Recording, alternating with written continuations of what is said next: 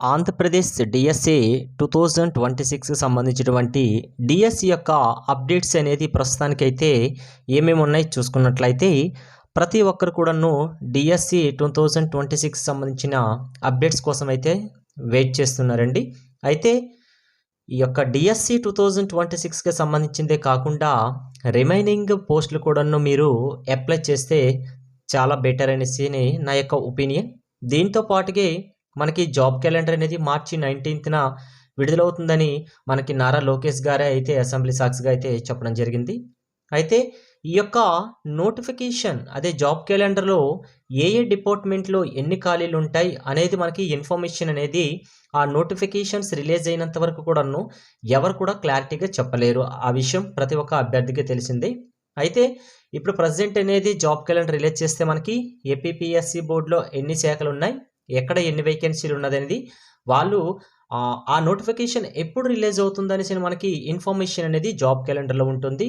అలాగే వ్యవసాయ శాఖ అవ్వచ్చు, సంక్షేమ శాఖ అవ్వచ్చు, అలాగే పంచాయతీరాజ్ అవ్వచ్చు, అలాగే మనకి ఈ స్కిల్స్కి సంబంధించినటువంటి కొన్ని ఉన్నాయి కదా, స్కిల్స్ డిపార్ట్మెంట్ కొన్ని అవ్వచ్చు, అలాగే వ్యవసాయానికి సంబంధించిన అగ్రికల్చర్కి సంబంధించిన డిపార్ట్మెంట్స్ అవ్వచ్చు, అలాగే ఈ డిఎస్సికి సంబంధించినటువంటిది అవ్వచ్చు, అలాగే పోలీస్ డిపార్ట్మెంట్లో మనకు అవ్వచ్చు. ఇలా ఏ డిపార్ట్మెంట్లో ఎన్ని వేకెన్సీలు ఉన్నాయి, దానికి సంబంధించిన నోటిఫికేషన్ అనేది ఎప్పుడు రిలీజ్ అవుతుంది అని మనకి ఈ యొక్క జాబ్ క్యాలెండర్ అనేది రిలీజ్ అయినప్పుడు మనకి తెలుస్తుంది. అలాగే మ్యాక్సిమం అయితే చాలామంది అయితే ఎక్స్పెక్ట్ చేస్తున్నారండి. అయితే మ్యాక్సిమం అన్ని డిపార్ట్మెంట్లు కలిపి కూడా మనకి 1 lakh వరకు కూడా జాబ్లు ఉండే అవకాశాలు అయితే ఉన్నాయి. అయితే అందులో ఏ డిపార్ట్మెంట్లకి ఎన్ని వేకెన్సీలు ఉంటాయి అనేది మనకి ఆ నోటిఫికేషన్స్ వచ్చినంత వరకు క్లారిటీ ఇవ్వలేం. మ్యాక్సిమం అనేది 20 నోటిఫికేషన్లు అనేవి రెడీగా ఉంటాయండి. నాకు తెలిసినంత వరకు అయితే ఆ 20 నోటిఫికేషన్లోని ఏ డిపార్ట్మెంట్లు అనేది కొన్ని డిపార్ట్మెంట్లు చెప్పాను, రిమైనింగ్ డిపార్ట్మెంట్లు కూడా ఉంటాయి. ఏమైతే మనకి ఉగాది నాడు కోసం అయితే ప్రతి ఒక్క అభ్యర్థి వెయిట్ చేస్తున్నారు. అలాగే ఈ నోటిఫికేషన్ ఏమాత్రం ఆలస్యమైనా మనకి ఏజ్ సమస్య అనేది ఎక్కువ వస్తుంది. దానికి చాలామంది అభ్యర్థులు అయితే ఏజ్ రిలాక్సేషన్ ఇవ్వాలని కూడా గవర్నమెంట్కి అప్లై చేయడం జరిగింది. ఆ గవర్నమెంట్ కూడా మనకి లోకేష్ గారు రీసెంట్గా కూడా చెప్పడం జరిగింది అసెంబ్లీ సమావేశాల్లోనే. ఈ ఏజ్ రిలాక్సేషన్ కోసం అయితే వాళ్ళు జీవోఎంకి పంపించారండి, కొన్ని లేఖలు పంపించారు. అయితే అటు నుంచి ఏమైనా అఫీషియల్గా మనకి నోటిఫికేషన్ వస్తే ఏజ్ రిలాక్సేషన్ కోసం అయితే చాలామంది అభ్యర్థులు అయితే పాజిటివ్గానే రెస్పాండ్ అయ్యి గవర్నమెంట్స్ మీద, కూటమి ప్రభుత్వం మీద చాలా నమ్మకాలు కూడా పెరిగేతాయని కూడా చెప్పడం జరుగుతుంది. ఓకే, అలాగే ఈ డిఎస్సి 2026 నోటిఫికేషన్ అప్డేట్ చూసుకుంటే జాబ్ క్యాలెండర్లో ఉంటుందా అని ఈ నోటిఫికేషన్ గురించి అయితే చూసుకున్నట్లయితే ఉండొచ్చు, ఉండకపోవచ్చు. అతను మనకి చెప్పాను లోకేష్ గారు జాబ్ క్యాలెండర్లోనే మనకి డిఎస్సి నోటిఫికేషన్ ఉంటుందనేసి ఒకవైపు చెప్పారు. ఎట్ ద సేమ్ టైం కొన్ని ఆర్టికల్స్ తర్వాత కూడా మనకి కొన్ని ప్రముఖ వార్తాపత్రికలో రావడం జరిగింది. ఏంటంటే మనకి ఏప్రిల్ మే ఈ యొక్క మంత్లో మనకి రిటైర్మెంట్స్, ప్రమోషన్స్, ట్రాన్స్ఫర్స్ అయ్యాకే డిఎస్సి నోటిఫికేషన్ అని కూడా మనకి కొన్ని ప్రముఖ పత్రికలు కూడా రాయడం జరిగింది. అయితే ఇందులో ఏ న్యూస్ కరెక్ట్గా ఉన్నది, ఏదైనా మనకి ఈ యొక్క నోటిఫికేషన్ జాబ్ క్యాలెండర్ అన్న చెప్పాం కదా, జాబ్ క్యాలెండర్ మనకి ఎప్పుడు మ్యాక్సిమం అయితే మార్చి 19th నండి, అంటే ఉగాది నాడు రిలీజ్ అయ్యే అవకాశాలు ఎక్కువగా అయితే కనిపిస్తున్నాయి. అయితే చాలామంది అయితే ఈ జాబ్ క్యాలెండర్లో ఉంటుందా, ఒకవేళ విడుదలయ్యే అవకాశం ఏమైనా ఉందా లేదా, అయితే అభ్యర్థులు అయితే ఇది క్వశ్చన్ మార్క్ అండి.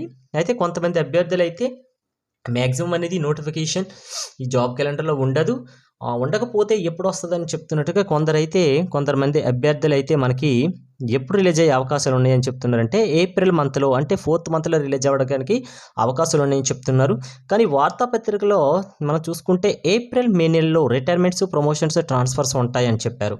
అయితే ఈ డిఎస్సి నోటిఫికేషన్ అవి ఎప్పుడు వాళ్ళు రిలీజ్ అవుతారు, ఎప్పుడు రిటైర్మెంట్ అవుతారు, దాన్ని బేస్ చేసుకొని నోటిఫికేషన్ ఇస్తుంది అనుకుంటున్నారా, లేకపోతే వాళ్ళు రిటైర్మెంట్స్ అయిపోయి, ట్రాన్స్ఫర్స్ అయిపోయి ఎక్కడెక్కడ ఎన్ని ఖాళీలు ఉన్నాయి కన్ఫామ్గా తెలుసుకున్న తర్వాత నోటిఫికేషన్ ఇస్తారా అనే విధంగా మనం ఆలోచించినట్లయితే అవన్నీ ట్రాన్స్ఫర్స్, ప్రమోషన్స్, రిటైర్మెంట్స్ అన్నీ అయిపోయినాకే వాళ్ళకి ఈజీ అయిపోతుంది కదా.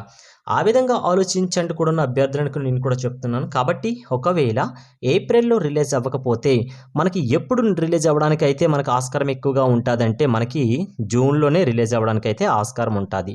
ఏదేమైనప్పటికీ కూడాను అభ్యర్థులు ఆల్రెడీ మనకి సిలబస్ అందరికీ తెలిసిన విషయమే. అలాగే స్పెషల్ డిఎస్సి సిలబస్ అనేది అఫీషియల్ వెబ్‌సైట్‌లోనే ఉంది. సిలబస్ ఏమి చిన్నది కాదండి.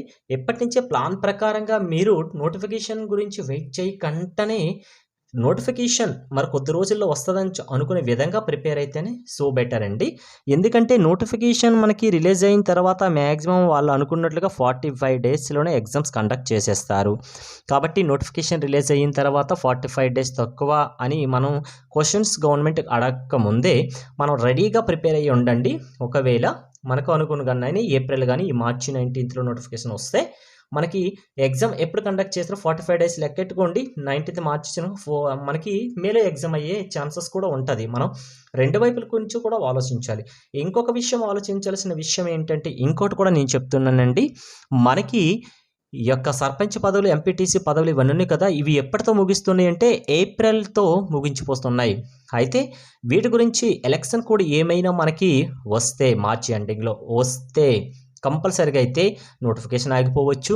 ఎగ్జామ్స్ కూడాను మనకి కండక్ట్ చేయడానికి ఛాన్సెస్ ఉంటది. ఎందుకంటే ఎలక్షన్ కోడ్ వచ్చిన తర్వాత ప్రచారాలు, ఆ ఎన్నికలు అవ్వడము, దాని రిజల్ట్ అవ్వడం ఇది చాలా పెద్ద ప్రాసెస్ అని అందరికీ తెలిసిందే.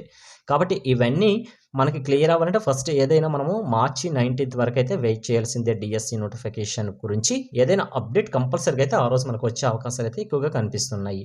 ఓకే. నెక్స్ట్ వన్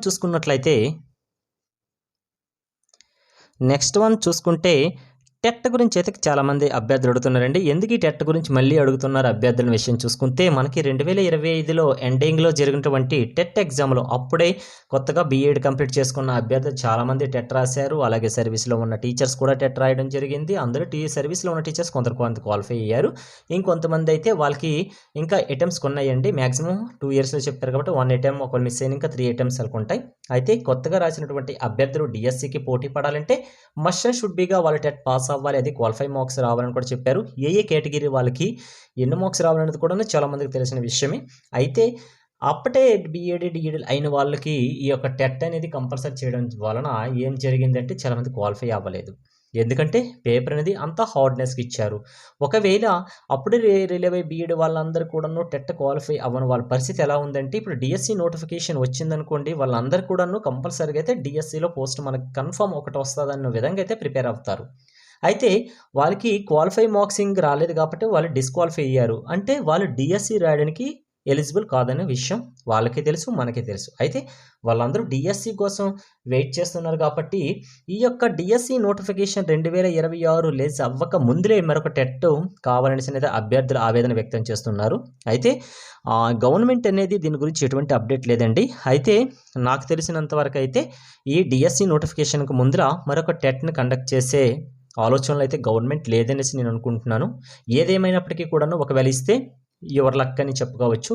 కానీ నాకు తెలిసినంత వరకు అయితే టెట్ అనేది కండక్ట్ చేస్తారనేది మాత్రం క్వశ్చన్ మార్కే ఉంచుకోసుకోండి. ఓకే.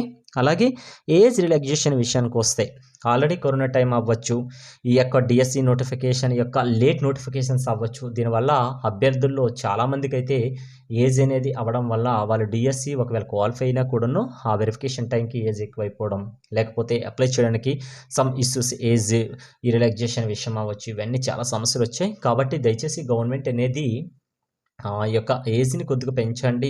వాళ్ళు అనుకుంటున్నారు ఒక ఫిగర్ 47 వరకు అయితే పెంచండి అనేసి గవర్నమెంట్‌కి వాళ్ళ యొక్క విన్నపాలు వ్యక్తం చేయడం జరుగుతుంది. అయితే గవర్నమెంట్ దీనికి సంబంధించిన ద్వారా లోకేష్ గారు అయితే దీని గురించి జీఓఎంకి లేఖ పంపించడం కూడా జరిగింది. అయితే అఫీషియల్‌గా అది పెంచాలా లేదా అనేసి అటు నుంచి మనకి ఇన్ఫర్మేషన్ వచ్చిన తర్వాత మాత్రమే ఈ యొక్క నోటిఫికేషన్‌లో మనకి మెన్షన్ చేస్తారండి కంపల్సరీగా. డిఎస్సి 2026లో డిఎస్సి నోటిఫికేషన్ వస్తే ఆ ఏజ్ రిలాక్సేషన్ గురించి ఏదైనా అప్డేట్ వస్తే చాలామంది అభ్యర్థులైతే హ్యాపీగానైతే ఉండడం జరుగుతుంది. అయితే ఏదైనా కూడా అఫీషియల్‌గా అనౌన్స్‌మెంట్ వచ్చేంత వరకు కూడాను ప్రస్తుతం అయితే ఏజ్ పెంచారా లేదనేది దానిపైన నమ్మకం లేదు. ఓకే.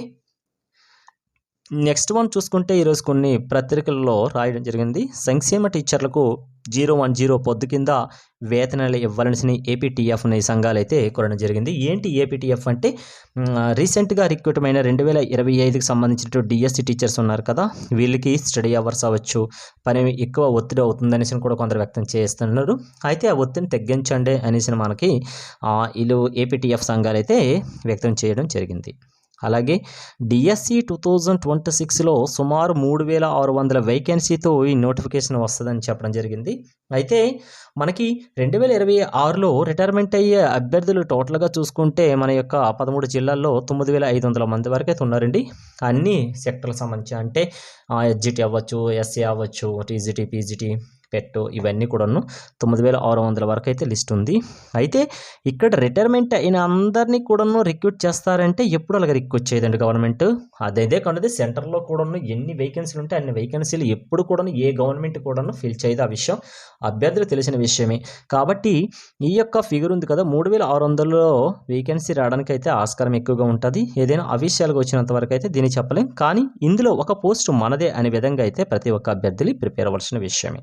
ఓకే, ఏదైనా గవర్నమెంట్ నుంచి ఎటువంటి అఫీషియల్ అప్డేట్ అయితే ప్రస్తుతానికి లేదండి. ఈ డిఎస్సి గురించి ఏదైనా అప్డేట్ వస్తే మాత్రం చెప్తున్నాను. అయితే ఇదంతా మనం ఎందుకు చెప్తున్నామంటే డిఎస్సి నోటిఫికేషన్తో పాటు మిగతా నోటిఫికేషన్ కూడాను అభ్యర్థులు ఫోకస్ చేయాల్సిన విషయమే. ఇది చెప్తున్నాను కదండి, చాలామంది అభ్యర్థులు అయితే రాస్తున్నారు. దానికైతే ఎందుకంటే ప్రస్తుతానికైతే నిరుద్యోగ సమస్య ప్రతి రోజుకి పెరుగుతూనే ఉండే కానీ తగ్గట్లేదు. దీనికోసం ప్రతి అభ్యర్థి కూడాను ఏదో ఒక జాబ్ చేసుకొని ఏదో ఒక విధంగా ఒకవైపు జాబ్ చేస్తుంటే ఇంకొక వైపు చదువుకొని ప్రస్తుతానికైతే మంచి పొజిషన్లోనే ఉంటున్నారు చాలామంది. ఇప్పుడు ఏదో జాబ్ వచ్చినంత మాత్రం కాల అదే దీనిపైన ఆధారపడి ఉండట్లేదండి. దాంతో పాటుగానే ఖాళీ సమయంలో చదవడము లేకపోతే వేరే జాబ్ చూస్తే చదువుకున్న చాలామంది అభ్యర్థుల యొక్క జీవితం యొక్క వారికి రెండో కోణం కూడా మనం ఆలోచించాల్సిన విషయమే. కాబట్టి విష్ ఆల్ ద బెస్ట్ అండి. డిఎస్సితో పాటు ఈ జాబ్ క్యాలెండర్లో వచ్చిన ప్రతి నోటిఫికేషన్కి కూడా ప్రతి ఒక్క అభ్యర్థి కూడా అప్లై చేసేసి మంచి పొజిషన్లో ఉండాలని అయితే నా ఛానల్ తరపున అయితే నేను కోరుకుంటాను. Wish all the best to all of you DSC aspirant and also you all apply for the job calendar notifications posts. Okay, thanks for watching.